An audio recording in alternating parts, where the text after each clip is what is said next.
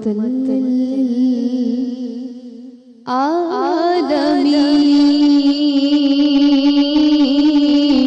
للعالمین یا رحمت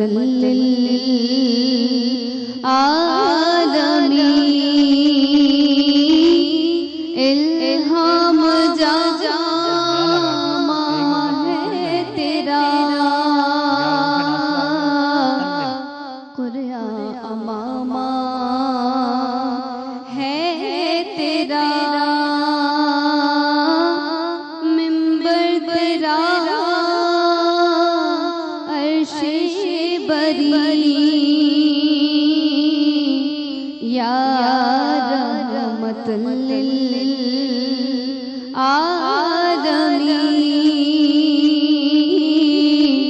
یا رحمت للعالمین قرب الہی تیرا گھر الفقر فخری تیرا دھن آئینہ رحمت بدن سانسی چراغ وہ فن قرب الہی تیرا گھر الفقر فخری تیرا دھن خوشبو تیری جوئے کرم آنکھیں تیری بابے حرم نور ازل تیری جبین یا رحمت للعالمین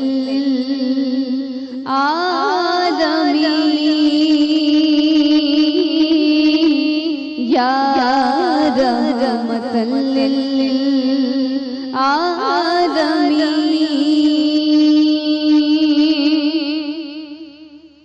تیری خاموشی بھی نیندیں بھی تیری رت جگے تیری خاموشی بھی نیندیں بھی تیری رت جگے تیری حیات پاک کا ہر لمحہ پیغمبر لگے تیری حیات پاک کا ہر لمحہ پیغمبر لگے خیر بشر رتبہ تیرا خیر بشر رتبہ تیرا آواز حق خطبہ تیرا آواز تیرے سامعین یا رحمت للعالمین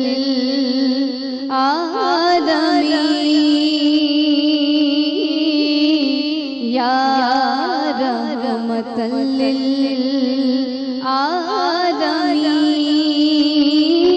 الہام جامع ہے تیرا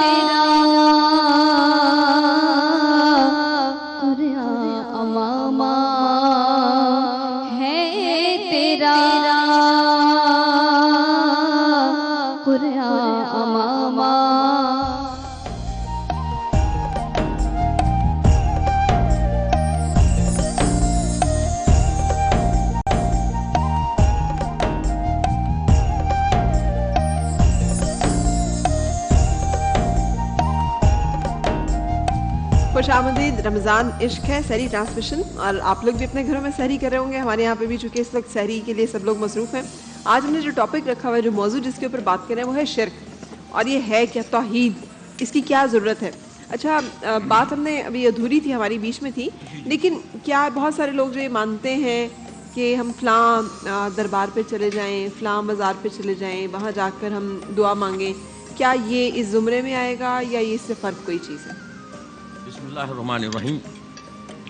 دیکھیں, جو مقامات مقدسہ ہیں اسلام کے, ان کا احترام, ان کے جا کے ان کے وسیلے سے مانگنا, اس میں کوئی اشکال نہیں ہے.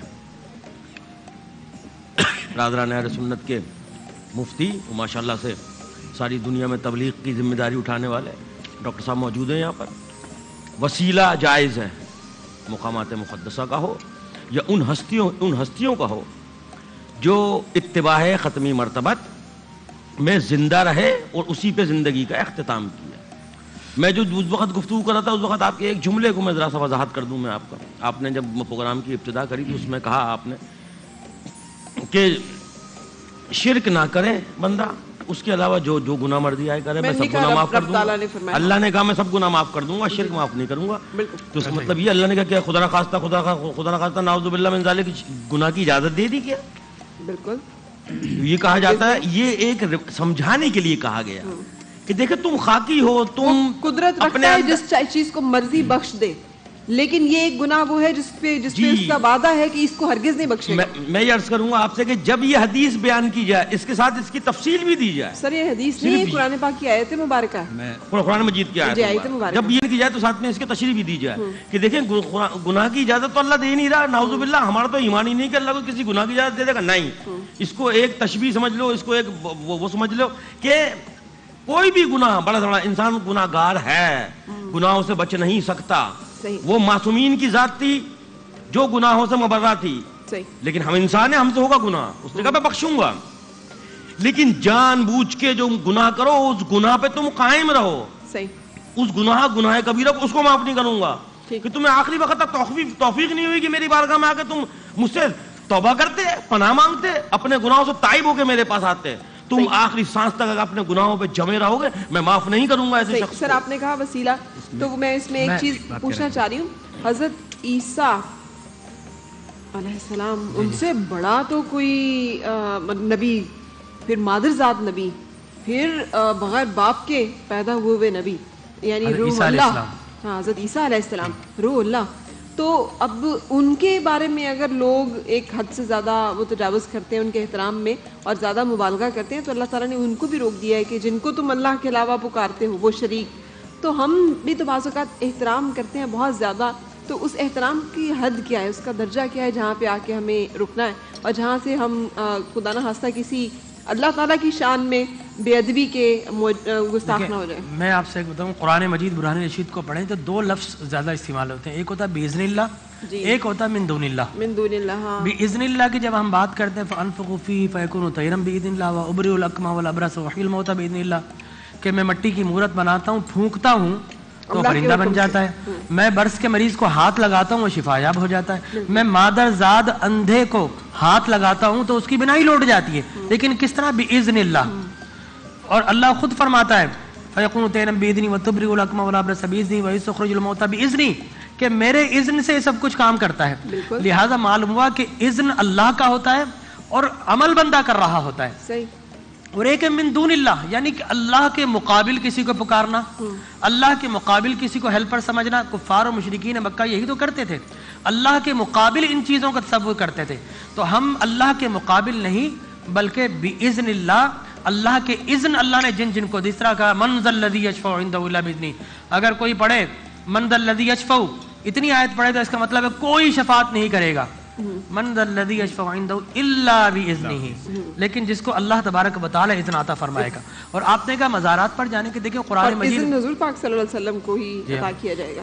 جی ہاں, ان کے علاوہ تو کوئی اور ہستی نہیں. ہمارا ماننا ہے یہ کہ ایک وہی شافع المرسلین ہیں, رسولوں میں سے, تمام رسولوں میں سے بھی شفاعت کا اگر درجہ کسی کو ہے تو وہ ہمارے نبی پاک پہلی شفاعت ہوگی ہی یہی کہ آقا کائنات حضور اکرم صلی اللہ علیہ وسلم نے کہا کہ سب سے پہلے شفاعت کا دروازہ میں کھولوں گا، سب سے پہلے مجھے اذن دیا جائے گا، اور وہ جو نفسی نفسی پکار رہے ہوں گے وہ سارے کے سارے میرے لوائے حمد، میرے جھنڈے تلے جو حمد کا جھنڈا اس میں جمع ہوں گے، میں اللہ کی بارگاہ میں جاؤں گا، اور پہلی شفاعت کیا ہوگی کہ اے رب کائنات حساب و کتاب کا آغاز فرما دے۔ یہ جو یوم حشر کا دن ہے بڑا طویل ہو گیا، لوگ بالکل مر گئے، کسی کو ادھر تک پسینہ، کسی کو ادھر تک پسینہ، اور گرم ہوائیں اور سورج سوانی، وہ ساری چیزیں ہیں۔ لیکن میں یہاں پر یہ بتاؤں گا کہ آپ نے جو فرمایا مزارات پر جانے کے لیے، دیکھیں قرآن مجید برہان رشید جب یہ کہتا ہے کہ عبادت کرو تو عبادت کا معنی ہے کہ انتہائی تعظیم کرنا، بالکل، لیکن کیا سمجھ کر؟ خدا سمجھ کر، اپنا الہ سمجھ کر، اپنا معبود سمجھ کر، اپنا پروردگار سمجھ کر، اپنا خالق سمجھ کر جب آپ کسی کی تعظیم کرتے ہیں تو ایسی تعظیم عبادت بن جاتی ہے، صحیح، اور عبادت اللہ کے علاوہ کسی کی نہیں کی جا سکتی۔ ٹھیک ہے، اب اگر کوئی اپنا نبی سمجھ کر، ولی سمجھ کر، اساتذہ سمجھ کر، مرشد سمجھ کر اب اگر کوئی تعظیم کرتا ہے تو ایسی تعظیم عبادت نہیں، اطاعت بنتی ہے، ٹھیک ہے، اور اطاعت اللہ کی بھی، اطاعت رسول کی بھی، یعنی عبادت فقط اللہ کی، لیکن عقیدہ کیا تھا؟ خدا، خدا سمجھ کر جب تعظیم کریں گے عبادت ہے، خدا کا غیر سمجھ کر، نبی سمجھ کر تعظیم کریں گے اطاعت ہے۔ تو عبادت اور اطاعت کا جو باریک سا فرق ہے وہ کیا ہے؟ آپ مزار پر جاتے ہیں کسی پر، اور آپ اس عقیدے کے ساتھ کہ یہ اللہ کا بندہ ہے، اللہ کا محبوب ہے، اللہ کا ولی ہے، یہ خدا نہیں ہے، یہ سمجھ کر آپ اس کی تعظیم کریں گے تو اطاعت کہلائے گا، یہ ادب کہلائے گا، یہ عبادت نہیں کہلائے گا۔ لیکن اگر آپ نے کسی کو خدا سمجھ کر آپ کسی نبی کی بارگاہ میں چلے جائیں، خدا سمجھ، چاہے وہ زندہ ہو چاہے وہ انتقال کر گیا ہو، قبر میں لیٹا ہو، اگر خدا سمجھ کر آپ نے اس سے خطاب کر لیا تو شرک ہو جائے گا۔ خدا کا بندہ سمجھ کر، خدا کا بندہ، یہ بنیادی چیز ہے، خدا کا بندہ سمجھ کر جتنی بھی تعظیم کریں گے وہ تعظیم کا انتہا پر بھی چلے جائیں گے۔ صحابہ کرام رضوان اللہ تعالی علیہم تو حضور اکرم تاجدار کائنات صلی اللہ علیہ وسلم کی قبر انور سے توسل کرتے رہے، بارشوں کی۔ ام المؤمنین عائشہ صدیقہ سے کسی نے کہا کہ بارشیں نہیں ہو رہی، آپ نے فرمایا کہ رسول اللہ کی قبر انور ہے، وہاں سوراخ کیا گیا، آج بھی وہ علامتی سوراخ وہاں پر موجود ہے، اور اتنی بارشیں ہوئی جب آسمان نے دیکھا براہ راست حیا آئی، اتنا برسا کہ وہ عام الفتق بن گیا، وہ خوشحالی کا سال بن گیا۔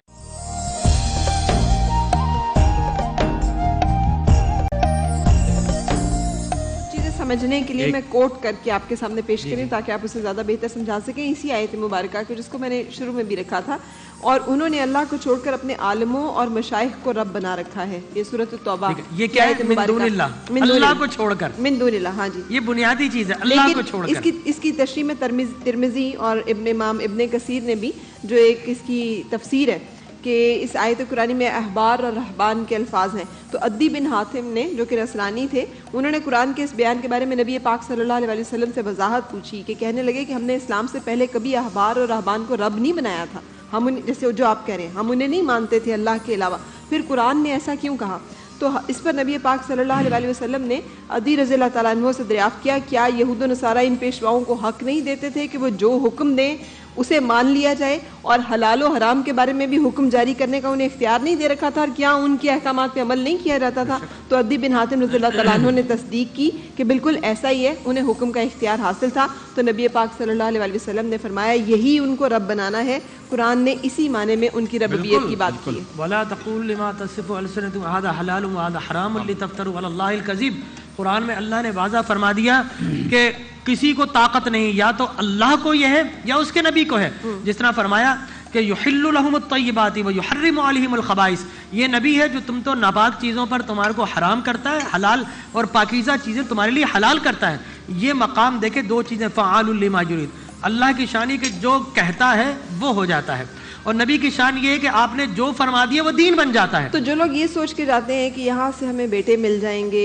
یہاں سے ہمیں صحت مل جائے گی، یہاں سے ہماری رزق کھل جائے گا، یہاں سے ہماری عمر لمبی ہو جائے گی، اور میں تمام اولیاء کرام، صحابہ کرام، انبیاء کرام کی ماننے والی اوبیسلی، لیکن یہ کہنا کہ جی اس دروازے سے گزر جائیں گے تو ہم جنت کا ہمارے پاس گارنٹی آ جائے گی کہ ہم جنت سے گزر گئے ہیں، یہ چیزیں جو ہیں یہ کس زمرے میں آئیں گی؟ حد ادب کے، یہ ان کا ادب حد سے بڑھتے ہوئے کہیں ہم اللہ تعالیٰ کی حد اس میں تو نہیں۔ دیکھیں وہ جو ان کو کہا گیا لا تغلو فی دینکم ولا تقولوا علی الحق انما المسیح عیسی ابن مریم رسول اللہ وکلمتہ، کہ غلف نہ کرو۔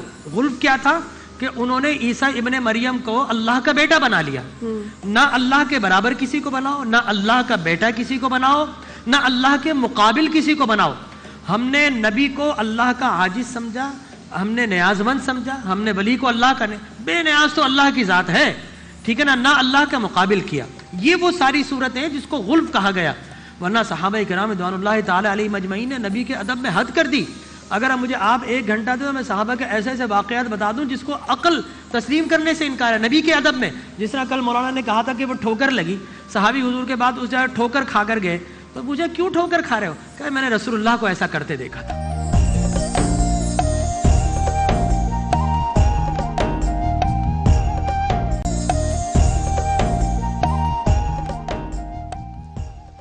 حبیب رب العلا محمد شفیع روز جزا محمد، حبیب رب العلا محمد شفیع روز جزا محمد،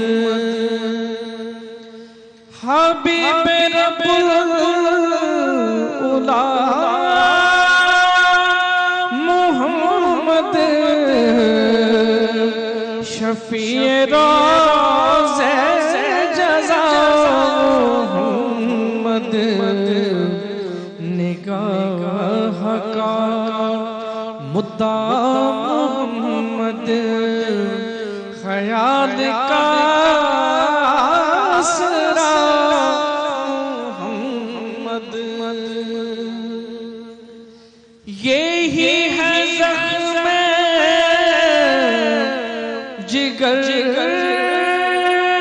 کمر، یہی ہے زخم جگر کمر، انہی کا ہے اسم اعظم قرار بے تابعوں کو آیا قرار بے تابعوں کو آیا، زبان سے جب کہہ دیا محمد، درود بھیجا ہے خود خدا نے، درود بھیجا ہے خود خدا نے،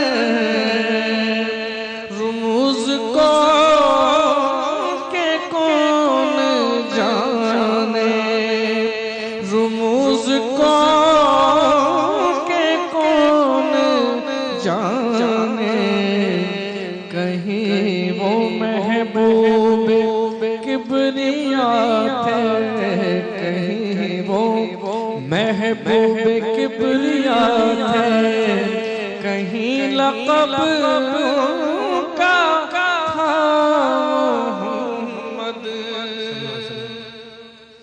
میں اپنے عقبہ سوار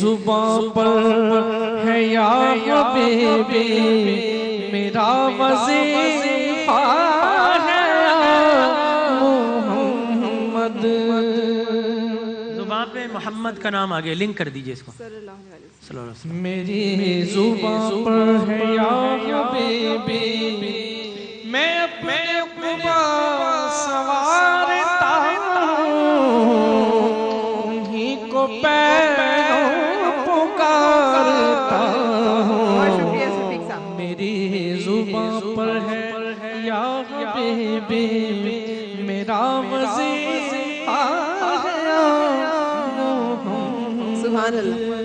डॉक्टर जमील राठौर साहब सबको अपने जैसे ही आलम और वो समझते हैं. आप खुद गुनगुना दीजिए थोड़ा सा जो कलाम आप उनसे प्लीज फरमाइश कर रहे हैं. मुझे एक्चुअली वो याद नहीं है, कुछ थोड़ा बहुत रहता है क्योंकि बाकायदा पढ़ने के मौके कम मिलते हैं. मैं चाह रहा था खालिद महमूद साहब का जो कलाम है वो ज़बां पे मोहम्मद का नाम आ गया है, ज़बां पे मोहम्मद माशाल्लाह. गया है करम आज बालाए करम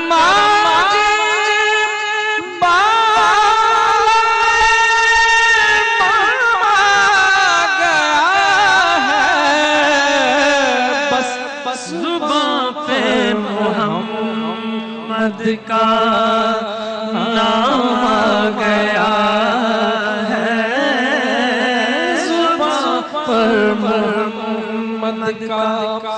ये नाम कोई काम बिगड़ने नहीं देता, ये नाम कोई काम बिगड़ने नहीं देता और बिगड़े भी बना देता है. बस नाम मोहम्मद जुबां पर मोहम्मद का नाम आ गया है.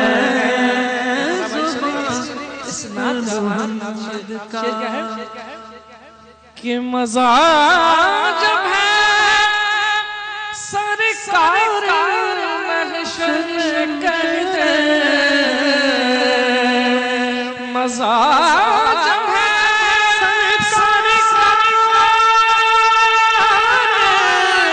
महशर कहते, वो देखो हमारा गुलाम आ गया है, वो देखो हमारा गुलाम आ गया है, वो देखो हमारा गुलाम.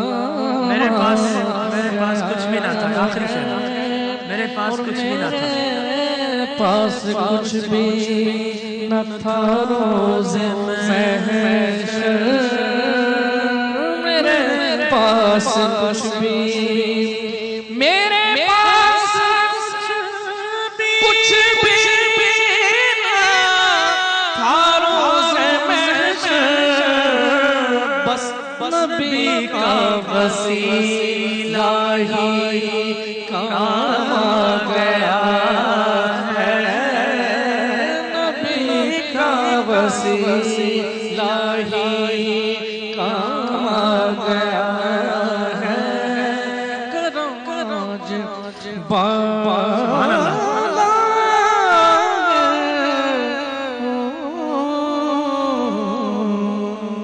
सुभान अल्लाह, सुभान अल्लाह, माशाल्लाह. सुभान अल्लाह. और बहुत शुक्रिया शफीक साहब, आपने फरमाइश फौरी तौर पे हमारी जो है वो पूरी कर दी. जज़ाकल्लाह. बहुत शुक्रिया. मैं एक शेर जनाब खत्मी मर्तबत की बारगाह में फजाइल का शेर. डॉक्टर साहब तवज्जो चाहूंगा. जी जी. हमारे एक शायर हैं शहजाद ज़ैदी, उनका ये शेर है. उन्होंने कुछ इस तरह से इसको बयान किया, यानी कि मोहब्बत परवरदिगार जनाब खत्मी मर्तबत से, ये जहन में उनका जो था.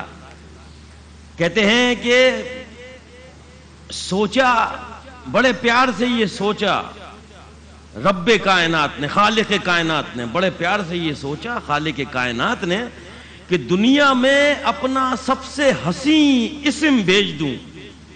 बाबा दुनिया में सोचा ये खालिक कायनात ने बड़े प्यार से कि दुनिया में अपना सबसे हसी इस्म भेज दूं, पर महबूब के बगैर रहूंगा किस तरह, साया यहीं रख लूं जिस्म भेज दूं.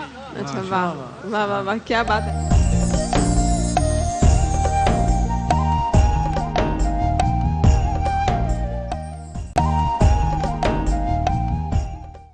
फासलों को तक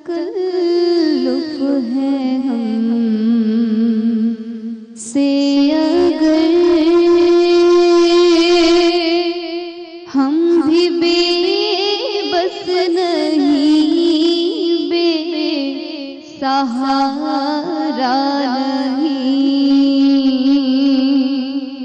फासलों को तकल्लुफ है हमसे अगर हम भी बेबस नहीं,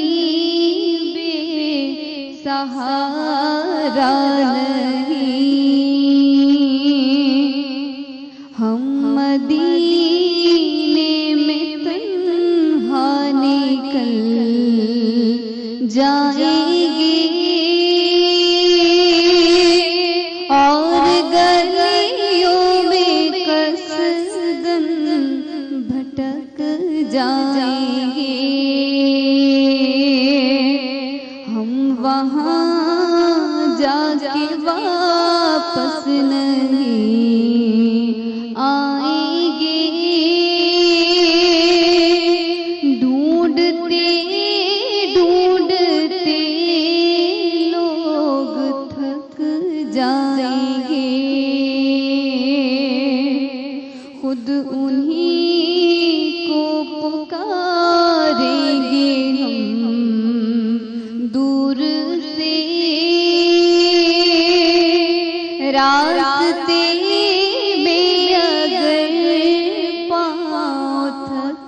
जाएंगे। जैसे ही सब्ज़ गुंबद नज़र आएगा, बंदगी का करीना बदल जाएगा। सर झुकाने की फुर्सत मिलेगी किसे, खुद ही आँखों से सजदे टपक जाएंगे। हम मदीने में तन्हा निकल जाएंगे और गलियों में कसदन भटक जाएंगे। हम वहाँ जाके वापस नहीं आएंगे, ढूंढते ढूंढते लोग थक जाएंगे, खुद उन्हीं को पुकारेंगे हम दूर से, रास्ते में अगर पाँव थक जाएंगे। जैसे ही सब्ज़ गुंबद नज़र आएगा, बंदगी का करीना आएगा। सर झुकाने की फुर्सत मिलेगी किसे,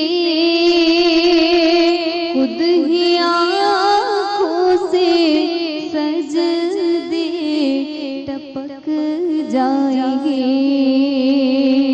फासलों को तकल्लुफ है हमसे अगर हम भी बेबस नहीं, बेसहारा नहीं। सुभान अल्लाह, बहुत सुभान खूबसूरत, अल्लाह। बहुत शुक्रिया Fauzia, thank you so much.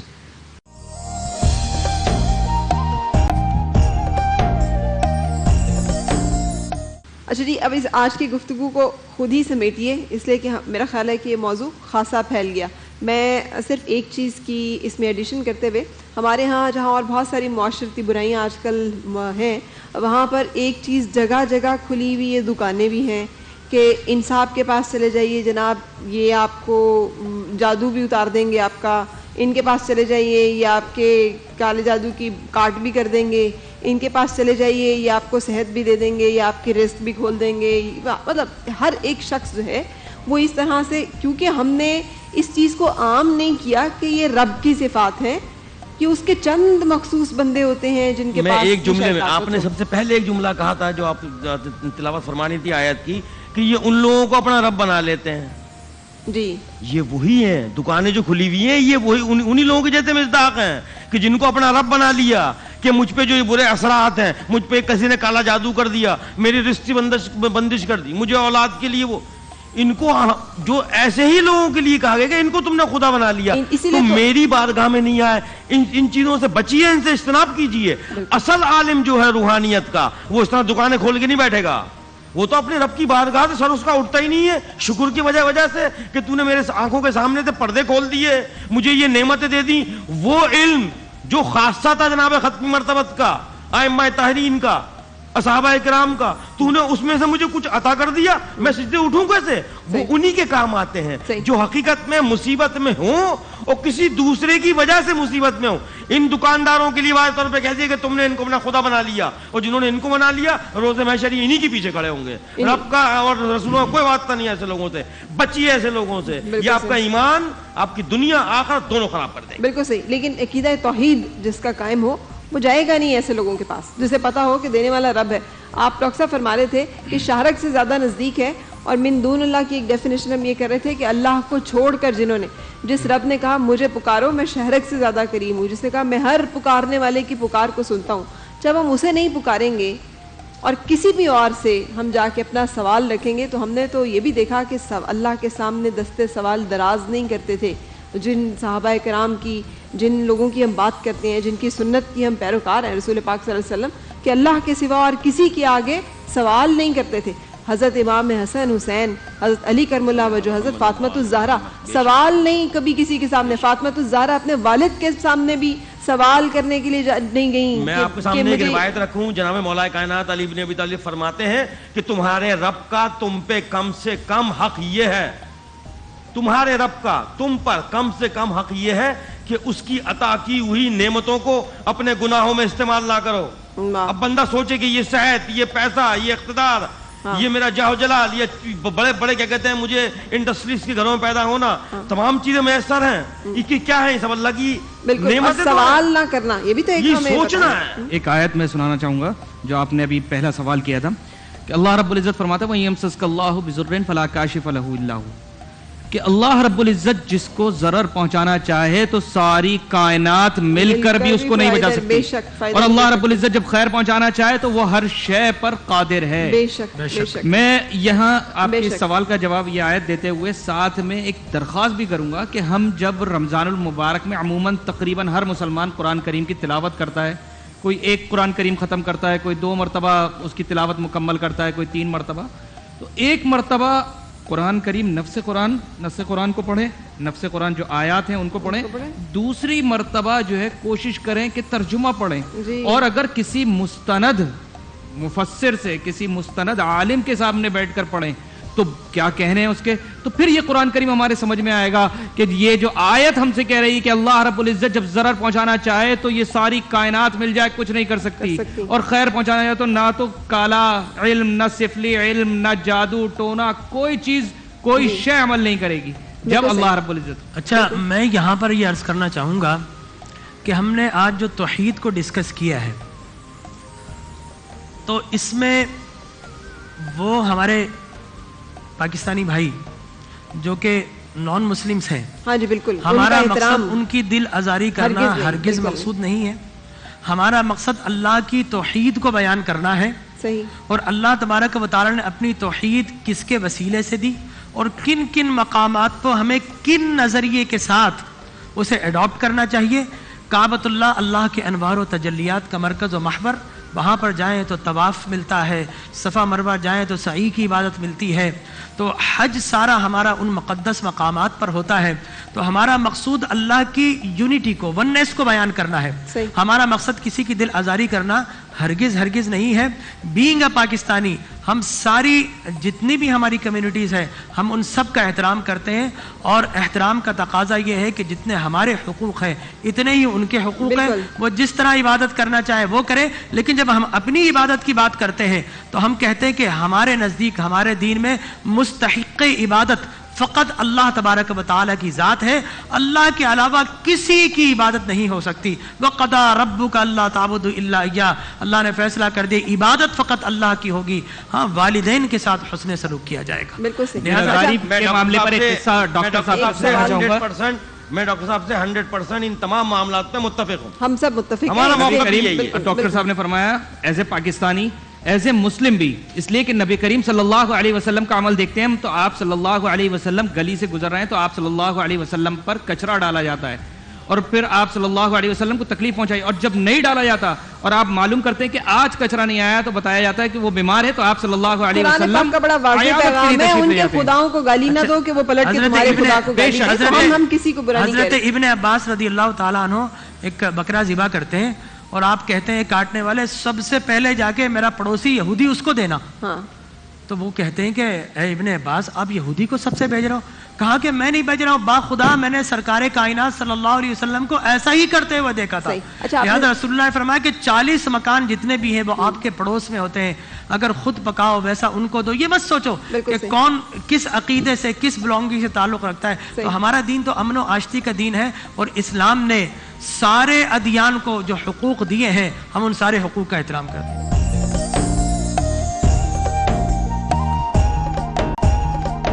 خاص طور پہ کالے رنگ کا بکرا صدقہ کیا جاتا ہے، پھر خاص طور پہ یہ جو قرآن پاک کی آیت مبارکہ بھی ہیں کہ انہوں نے اللہ کے شریکوں کا بھی حصہ اپنی روزی میں سے مقرر کیا ہوا ہے۔ اگر آپ چاہیں تو میں وہ پڑھ دیتی ہوں، میں نے ریفرنس کے لیے نکالے ہوئے تھے سورۃ الانعام، اور انہوں نے اللہ کے لیے ان کی پیدا کی ہوئی کھیتی اور مویشیوں میں سے ایک حصہ مقرر کیا ہوا ہے اپنے خیال میں، کہا یہ اللہ کے لیے ہے اور یہ ہمارے ٹھہرائے ہوئے شریکوں کے لیے۔ یہ کیا سلسلہ ہے؟ یہاں پہ اللہ پاک ہمیں کس چیز کی طرف اشارہ کر رہے ہیں اور کس چیز سے روکنا چاہ رہے ہیں؟ ہمارا ایمان یہ ہے کہ ہم جو بھی کام کرتے ہیں اللہ کی رضا کے لیے کرتے ہیں۔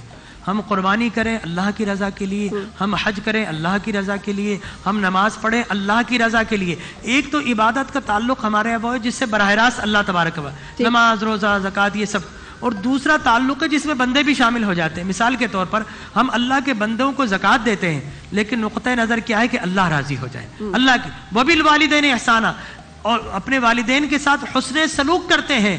نیت کی کیا ہوتی ہے؟ اے رب تیرا حکم ہے اس لیے حسن سلوک کر رہے ہیں، تو راضی ہو جا۔ تو الٹیمیٹلی ہم کرتے بندوں کے لیے ہے، لیکن وہ ہمارا عمل اللہ کی بارگاہ میں بطور عبادت مقبول ہو جاتا ہے۔ ہماری انٹینشن کیا؟ اس کو راضی کرنا۔ اس لیے حضور نے فرمایا کہ اگر کوئی بڑھاپے میں والدین کو پاتا ہے، من ينظر الى وجه والديه الا كتب له بها حجتان مبرورتان، کوئی بڑھاپے میں والدین کو پاتا ہے اور محبت کی ایک نگاہ ڈالتا ہے تو اللہ تبارک و تعالی اسے 2 حج مقبول و منظور کا ثواب عطا فرمائے گا۔ والدین ہمارے، نظر ہماری پڑ رہی ہے لیکن اللہ کی رضا کے لیے ہے، تو اللہ حج کا ثواب عطا فرما رہا ہے۔ صحابی نے پوچھا رسول اللہ 1000 مرتبہ نگاہ ڈالے؟ 1000 مرتبہ ڈالو گے 1000 اجر کا ثواب ملے گا۔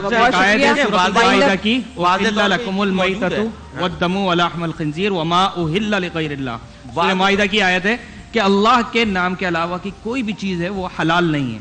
ہم جو بھی اگر بکرا صدقہ کر رہے ہیں یا پیسے صدقہ کر رہے ہیں، کھیتی میں سے حصہ دے رہے ہیں، اللہ کے نام پہ نکال رہے ہیں اور دے بندوں کو رہے ہیں، تو جیسے ڈاکٹر صاحب نے فرمایا کہ ہم نے ان کو دینا، یہ احسان ہے اللہ کے حکم پر۔ ٹھیک ہے ڈاکٹر صاحب نے ہم جب کرتے ہیں لیکن ہم ان کے نام پر نہیں کر سکتے۔ وما اہل لغیر اللہ بھی، اس کا مطلب ہے وقت ذبح آپ نے جب چھری چلانی ہے تو آپ نے نہ لات نہ عزا نہ حبل نہ یغوث نہ یعوق کسی کا اللہ کے غیر کے علاوہ کسی کا نام نہیں لینا، بسم اللہ اللہ اکبر۔ ہاں ہم اپنے نیک عمل کو بطور وسیلہ کسی بزرگ سے منسوب کر سکتے ہیں، جس طرح ایک قربانی اس میں 7 جانور ہے، یہ احمد کا حصہ، یہ محمد کا حصہ، یہ جاوید کا حصہ، یہ اختر کا حصہ، یہ اس کا حصہ، 7 حصے 7 نام آ گئے، لیکن وقت ذبح ہم کیا کریں گے؟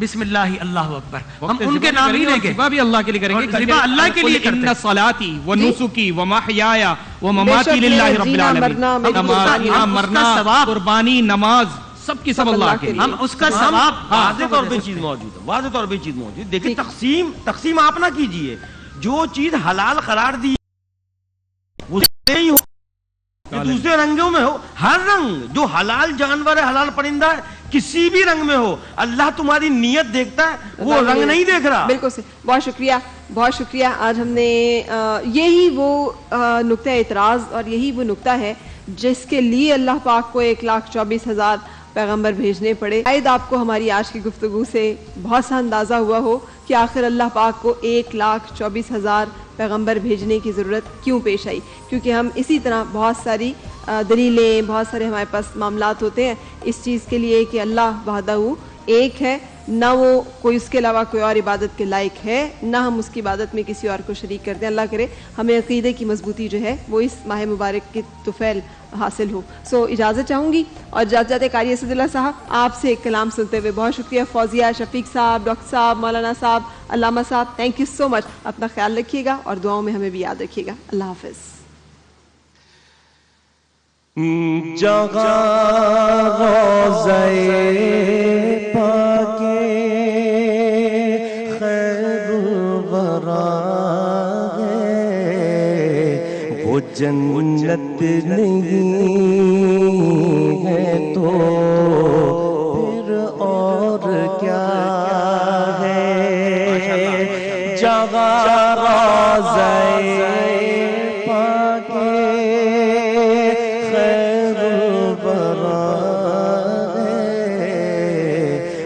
जन्नत नहीं है तो फिर और क्या है।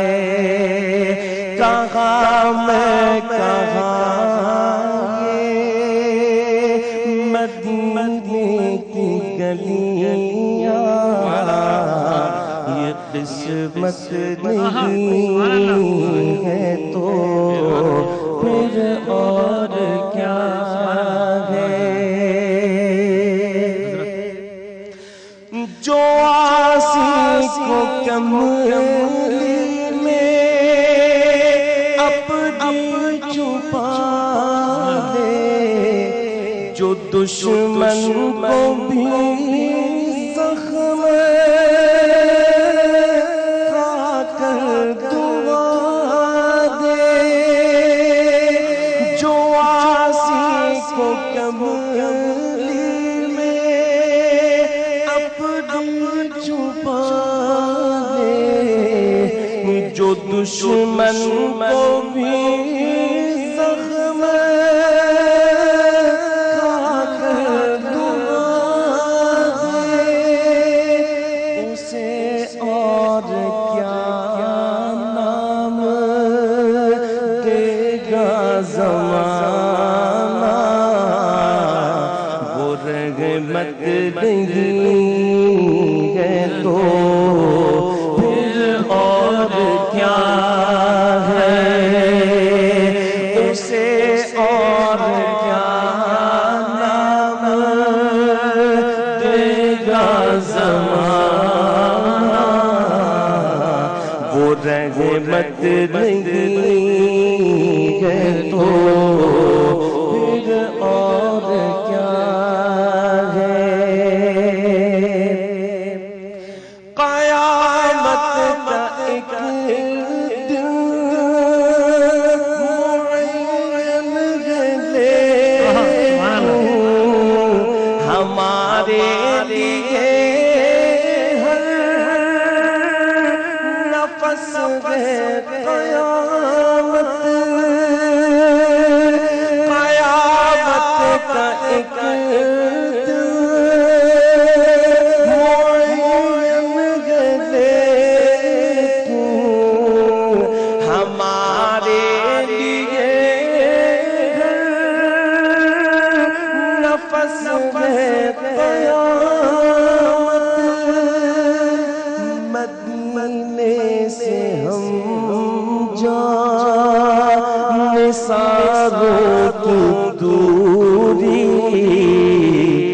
क़यामत नहीं है तो फिर और क्या है। मदीने से हम जाने सारों की दूरी,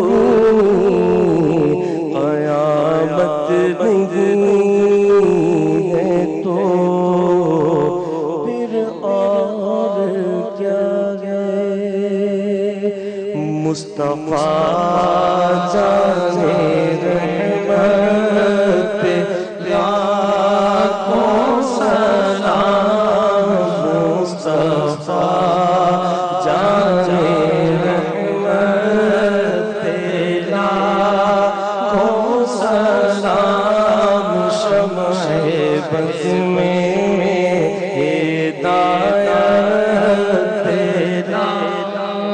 الصلاۃ والسلام علیکہ یا رسول اللہ وعلی آلہ واصحابہ یا حبیب اللہ۔ الہا ہم نے تیری اور تیرے محبوب اور تیرے ملائکہ کی سنت کو ادا کرتے ہوئے تیرے حبیب کریم رؤوف الرحیم علیہ الصلوۃ والتسلیم کی بارگاہ بے کس پناہ میں ہدایت درود و سلام کو پیش کیا۔ الہا ان محبتوں کی سوغات کو اپنی بارگاہ میں قبولیت کا شرف عطا فرما۔ اے رب کائنات، آج ہم نے تیری وحی، تیری توحید پر، تیری قدرت پر، تیری ندرت پر، تیری عظمت پر، تیری ربوبیت پر گفتگو کرنے کا شرف حاصل کیا۔ اے رب کائنات، رب العالمین ہے، روئے زمین کے جملہ انسانوں پر کرم کرتا ہے، انہیں روزی دیتا ہے، رزق دیتا ہے، انہیں حقوق دیتا ہے۔ اے رب کائنات، جس طرح تو پتھر کے کیڑے کو رزق دیتا ہے، اے رب کائنات، روئے زمین پر جتنے انسان اور بالخصوص مسلمان ہیں، اے رب کائنات، ان سب کے جان میں، مال میں، رزق میں، کھیتیوں میں، کھلیانوں میں، ان کے گھروں میں، اذہان میں، اقلاب میں، اور ہماری اس ارض وطن ملک پاکستان کے چپے چپے میں، شہروں میں، دیہاتوں میں، قصبوں میں، اے اللہ، ماہ رمضان کی تلاوت قرآن کی بے شمار برکات کا نزول فرما۔ آمین آمین آمین یا رب العالمین۔ وقد قال اللہ تبارک و تعالی فی شان حبیبہ مخبرا وآمرا ان اللہ وملائکتہ یصلون علی النبی یا ایھا الذین آمنوا صلوا علیہ وسلموا تسلیما۔ اللہم صل علی سیدنا مولانا وحبیبنا وشفیعنا محمد معدن الجود والکرم۔ سبحانک رب العزة عما يصفون وسلام على المرسلين والحمد لله رب العالمين بحق لا إله إلا الله محمد رسول الله۔